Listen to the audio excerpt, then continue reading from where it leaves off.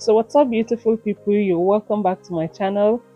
If you're new here, hello, my name is Rox-T Styles, and to my returning subscribers, thank you guys so much for stopping by. Today I will be showing you guys just a simple video of me showing my trainee how to make a knotless braids on this ventilated lace, and she actually ventilated this lace herself. um I just did those track in front just to show her like a guideline on how to do the hairline, and we are using the Lush hair to achieve this. So you just stay tuned and watch this video till the end. Thank you.